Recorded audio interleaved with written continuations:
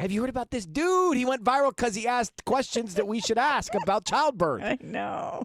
I got a lot of questions. I'm afraid to ask some questions. I won't say the wrong thing. Well, I think most guys are. But this is an innocent question. It wasn't I got like a question. Where should I stand? That's up to you. It's not up to me. You know, when you're in it, at that point, I don't really think it matters. I was told by someone I know you get to stand above or below. And the mom makes that choice. Michael was above the majority of the time. Yeah, he was up the majority of the time. The mother of my godkid said sternly to the father, you stay above. Stay above the equator the majority of the time. But no, she said that's the hard rule. Yes, but there's sometimes you're kind of moving around, and then every now and then you might get a glimpse. See, these are the questions. And it's okay if that happens. All right, so what is this guy? What did he ask about? This guy named Dave. He's from Ontario, Canada. But actually, I think this is a great example as to why I truly love social media. And this is a very good example where social media is doing good in the world. There's no negativity here, because he asked a big question for anyone that has given birth.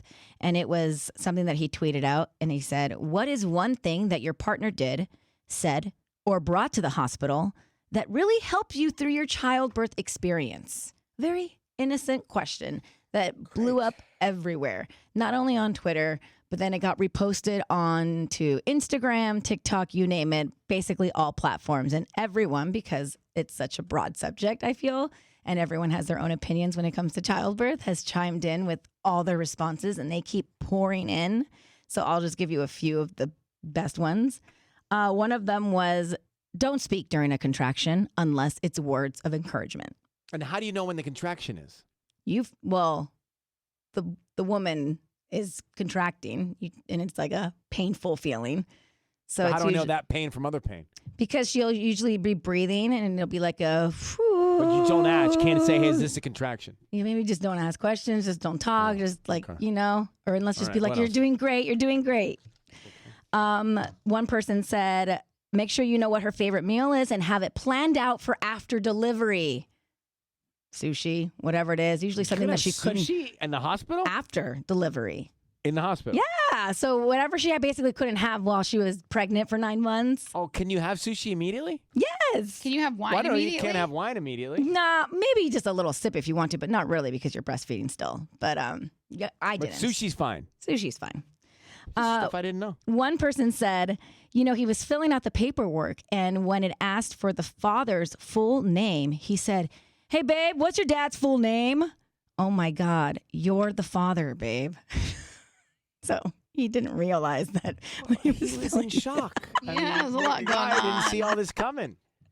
Everybody was high on adrenaline, excitement. But that's another big one, too. So I think that's a huge. Michael filled out all the paperwork in the hospital. I didn't fill out anything. So, and that is a huge responsibility because you have to spell all the names right. And so these are things when asked what has helped your partner get through childbirthing. Yes. By a father that people responded with. What's another one? Yeah. Another one is chapstick, phone charger, snacks for after, and don't tell her if she goes on the table. And by goes means like goes number 2 or goes anything. What? Just don't bring it up. Why are you on a table? Well, the bed. The bed. Yeah. I'm like, what happened? Why are you on a table all of a Where sudden? did the table come out of there? Why a chapstick? Because your lips get really dry because you're breathing and you're like, and you want to get on your phone immediately? You're going to get on TikTok? Well, charge your phone? If you're doing an epidural, then that means that you've induced labor. Therefore, it could be hours. Like for me, when I did an epidural, or when I did induced labor, then I was on my epidural and I was in labor for 29 hours. So there's a lot of wait time. I watched The White Lotus. I watched a lot of season 1. Wow. Yeah, when I had Savea. And so, you're watching you're hanging out for a little bit and then it gets really intense for the last, for me, it was the last 4 hours where I actually pushed. Oh my god. But here's my advice for any dads out there or partners that just want to be supportive. Ask questions when it comes to the nurses and the doctors when they're in and out, and pay attention, because that's something that I always kind of joke around with Michael. Like he asks so many questions all the time and he's kind of nerdy, but it really paid off for me because Michael paid so much attention that he was able to catch the fact that my medication button was broken.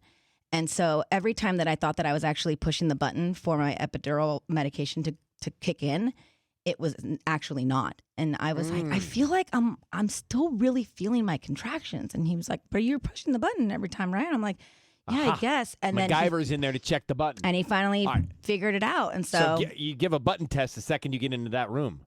Figure it out. Good information. Glad this guy. Do we know the guy? Who's the guy? Yeah, Dave Whiteside out of Ontario, Canada. Well done, Cute. Dave. Dave, good questions.